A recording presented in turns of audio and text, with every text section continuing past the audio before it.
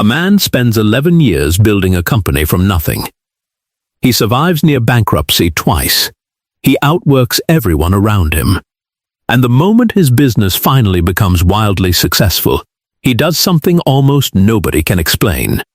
He quietly starts making decisions that destroy it.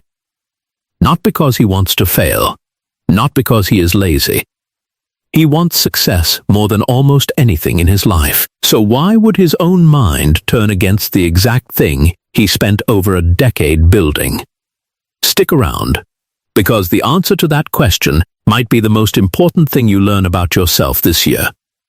This is not a rare story. Psychologists have a name for it, and once you understand the mechanism behind it, you will start noticing it everywhere, including in your own life. It is called self-sabotage, and here is the part that makes it so dangerous.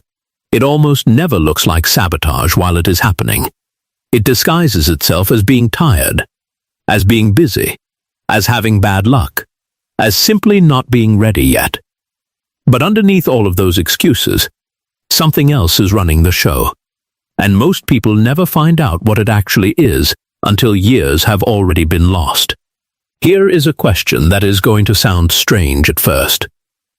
What if the thing standing between you and the life you want is not a lack of skill, or a lack of opportunity, or even a lack of effort? What if it is something hiding much deeper? Something your conscious mind is not even aware exists? Researchers who study this pattern found something almost impossible to believe. The people most likely to sabotage themselves are often the most capable people in the room, not the lazy ones, the talented ones. So what is actually happening inside their minds when they are standing right at the edge of success? Let's start with the story everyone thinks they already understand, because most people get this completely wrong. Self-sabotage is not about self-hatred. It is not about secretly wanting to fail. In fact, in most cases, the person sabotaging themselves wants success desperately, more than the average person around them. So, if it is not self-hatred, and it is not laziness, what is actually pulling the trigger? The answer comes from a place almost nobody thinks to look, and once you see it, you will realize it has probably been running your life longer than you think. It comes down to a concept psychologists call the identity ceiling. Every human being carries an internal picture of who they are, not who they want to be, who they actually believe deep down they are allowed to be. And here is the part that changes everything. When your external life starts moving faster than your internal identity can keep up with, something inside you panics. Your brain does not experience rapid success as pure joy. It experiences it as a threat to the stable identity it has spent your entire life constructing. And when your brain perceives a threat, it does exactly what it is built to do. It tries to eliminate it. This might sound abstract, so let's make it real. Imagine someone who grew up constantly being told they were the difficult one, the disorganized one, the one who never finishes what they start. That label gets repeated so many times, it eventually stops being an opinion and becomes an identity. Fast forward 20 years. That same person starts a business, and for the first time in their life, everything is working. Money is coming in. People are impressed. And right at that moment, something inside them starts to feel unbearably wrong. Not because success is bad, because success does not match the identity they have carried since childhood. And when reality and identity collide, identity almost always wins, unless you know how to intervene. Here is where it gets even more interesting, because this is not just a psychological theory. There is a specific mechanism inside the brain responsible for this, and it has a name. It is called homeostasis, but not the physical kind you learned about in biology class. Psychological homeostasis. Your brain is obsessed with keeping your internal world stable and predictable, even when that stability is painful. A familiar kind of struggling feels safer to your nervous system than an unfamiliar kind of success. That sounds backwards, but it explains almost every case of self-sabotage you will ever encounter. Your brain is not trying to hurt you. It is trying to protect you from something it perceives as dangerously unfamiliar. So how does this actually show up in real life? This is where things get uncomfortable, because you have probably done at least one of these without realizing what it actually was. Procrastinating on the exact task that would move you closest to your biggest goal. Picking a fight with someone right after something great happens to you. Suddenly feeling exhausted the week before a major opportunity. Quietly stopping the habits that were working the moment you start seeing real results. None of these feel like sabotage in the moment. They feel like normal life. That is exactly what makes this pattern so dangerous. It hides inside things that look completely ordinary. Let's talk about a story that shows this pattern in its most extreme form, because it will change how you see every unlucky setback in your own life. There have been well-documented cases of professional athletes who, after finally reaching the highest level of their sport, something they trained their entire childhood for, begin making bizarre, uncharacteristic mistakes right when the stakes are highest. Coaches call it choking. But researchers who studied this phenomenon closely found something deeper going on beneath the surface. In many cases, these athletes had spent their entire identity built around being the underdog, the overlooked one, the one who had to fight for everything. The moment they reached the top, that identity no longer applied, and instead of updating who they believed they were, some part of their mind tried to pull them back down to the level where their identity still made sense. What looked like a performance failure was actually an identity collision happening in real time, under a stadium full of lights. There is another version of this pattern that shows up constantly in the business world, and it is almost never talked about publicly, because the people it happens to rarely admit it, even to themselves. A founder finally lands the deal they spent years chasing, the investment, the partnership, the contract that changes everything. And within weeks they start missing deadlines they never used to miss. They stop returning calls. They pick fights with co-founders over things that never used to matter. From the outside it looks like burnout, or bad management, or simply losing steam. But when researchers interviewed founders who went through this exact pattern, a surprising number described the same internal sensation, a quiet, nagging feeling that they did not actually belong in the room they had just walked into. That feeling has a name too. Psychologists call it impostor syndrome, and it is far more dangerous than people assume, because it rarely stays as just a feeling. Left unaddressed, it starts directing behavior, quietly pulling a person back down toward a level where the feeling of belonging returns, even if that level is far below what they are actually capable of.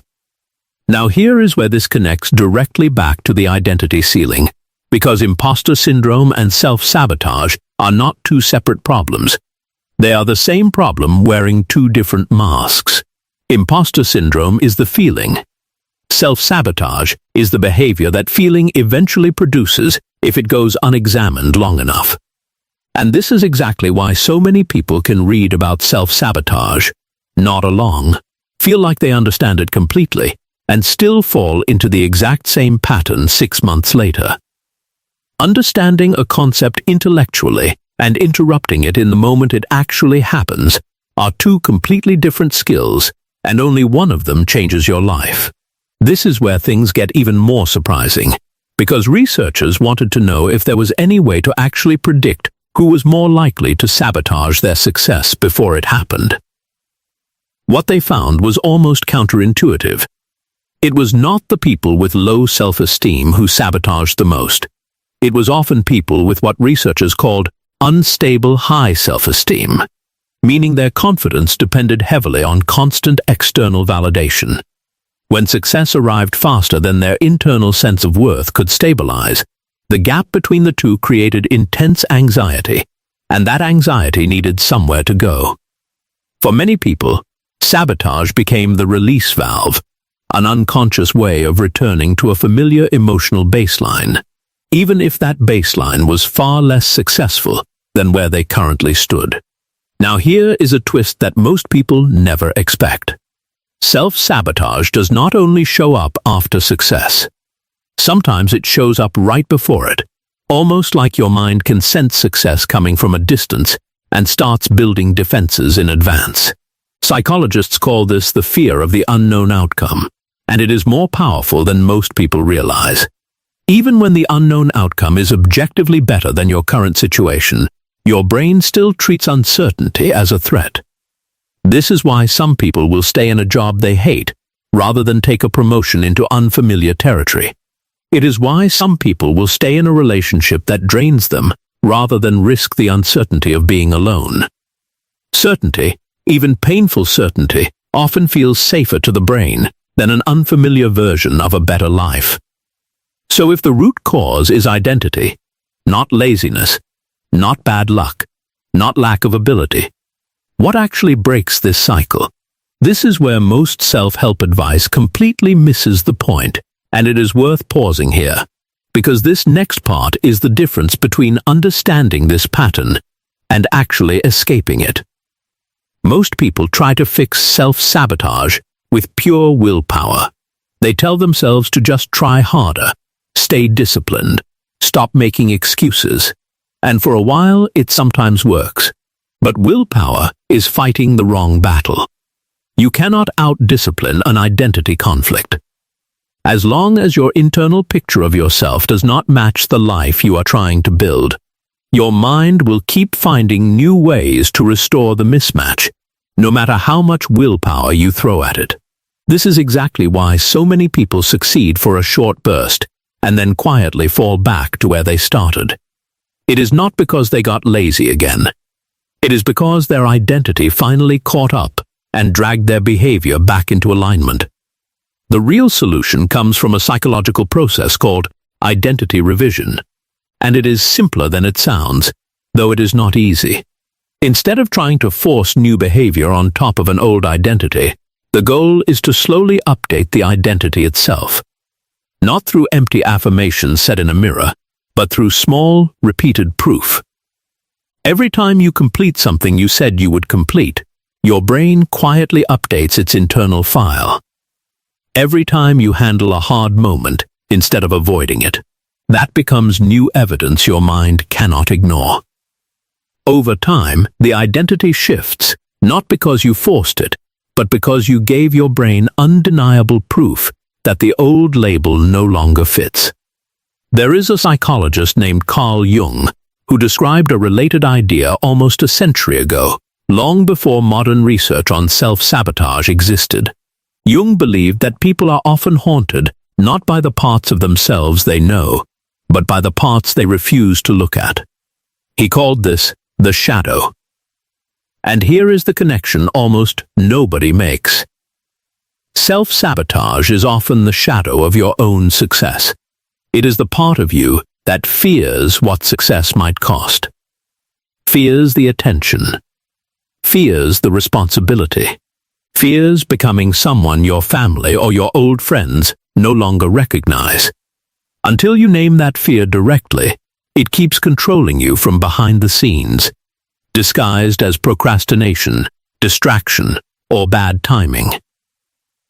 Let's talk about another piece of this puzzle, because there is a second force working alongside identity, and it is called the success gap. This is the uncomfortable emotional distance between who you were and who you are becoming.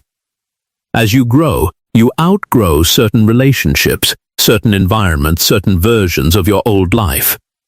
This is not always exciting. Sometimes it is lonely and disorienting. Many people unconsciously sabotage their growth simply to close that gap, to stay connected to people and identities they are afraid of losing. This is one of the least talked about reasons ambitious people quietly pull back right when they are closest to a breakthrough. Growth does not just cost effort, it sometimes costs belonging, and most people are not prepared for that trade. Here is a practical technique that researchers found effective for interrupting this cycle before it fully activates. It is called identity anchoring. Instead of waiting until you are already mid-sabotage to notice what is happening, you deliberately build small, repeated evidence throughout your week that supports the new identity you are trying to grow into. Not big, dramatic gestures. Small, boring, consistent proof. Showing up to the gym on the day you said you would, even for 20 minutes. Sending the email you have been avoiding, even if it is imperfect. Finishing the small task instead of the impressive one. None of these individually feel significant. But your brain does not update identity through single dramatic moments nearly as often as people assume. It updates through repetition, through pattern, through the slow accumulation of small proof that eventually becomes impossible to argue with. So what does actual change look like, practically, for someone watching this right now, who recognizes themselves in every single example so far? It starts with catching the pattern in real time, instead of only recognizing it months later in hindsight. The next time you feel a sudden urge to quit something that was going well, pause before you act. Ask yourself one question. Is this decision coming from genuine judgment? Or is this coming from a part of me that feels unsafe with how well things are going? That single pause, that tiny gap between impulse and action, is where every successful identity shift actually begins. Here is something that will genuinely surprise you. Research on high achievers found that many of them do not actually have less fear of failure than everyone else. What separates them is that they learn to recognize the specific feeling of self-sabotage the moment it arrives, instead of mistaking it for logic. They feel the same urge to quit, the same sudden exhaustion, the same inexplicable need to pick a fight right after something goes well. The difference is they no longer obey it automatically. They treat it as information instead of instruction. And that distinction, treating the impulse as data instead of a command, might be the single most valuable skill separating people who break through from people who quietly stay stuck their entire lives. There is also a physical layer to this most people never consider. When you get close to a breakthrough, your nervous system often reacts the same way it would to physical danger, even though nothing dangerous is actually happening. Your heart rate rises. Your thoughts spiral. Your body searches for an exit. Any exit. Even a self-destructive one, because escape feels safer than staying inside an unfamiliar level of success. Understanding this physically, not just intellectually, changes how you respond to it. Instead of thinking something is deeply wrong with you, you start recognizing it as an outdated alarm system firing at the wrong moment, one you can learn to override with practice. Alfred Adler, one of the founding voices of modern psychology, believed that behind almost every act of self-sabotage sits a hidden fear of exposure. Not fear of failing publicly, but fear of trying your absolute hardest and still not being enough. As long as you sabotage yourself, you protect a private fantasy that says, "If I had really tried, I would have succeeded." The moment you remove sabotage from the equation and try with everything you have, that fantasy disappears, replaced by an answer you can never take back. For many people, that unknown answer feels more terrifying than staying comfortably unfinished forever. This is why so many talented people never finish the book, never launch the business, never send the application, always circling just outside of the finish line without ever crossing it. It is not because they lack the ability. It is because staying almost ready protects them from an answer they are not ready to face. Once you see this pattern clearly, you cannot unsee it, not in yourself, and not in the people around you. So here is the deeper truth sitting underneath everything discussed today. Self-sabotage is not a character flaw. It is not proof that something is broken inside you.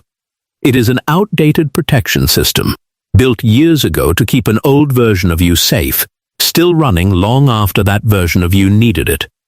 The goal was never to force yourself into submission through pure willpower. The goal is to become someone new enough, on the inside, that the sabotage no longer has a reason to activate at all. So before you go, sit with this question honestly. What is the one goal you keep circling, but never fully commit to? The one where you always find a reason to slow down right when things start working. And what would it actually mean about you, about your identity, if you let yourself succeed at it completely, without pulling back this time? Do not answer that quickly. Sit with it. The people who finally break their pattern are usually the ones who stop rushing past that exact question. If this helped you understand a pattern you have been living inside for years, that is exactly why this channel exists. Subscribe, because the next video might be the one that finally breaks the cycle for good.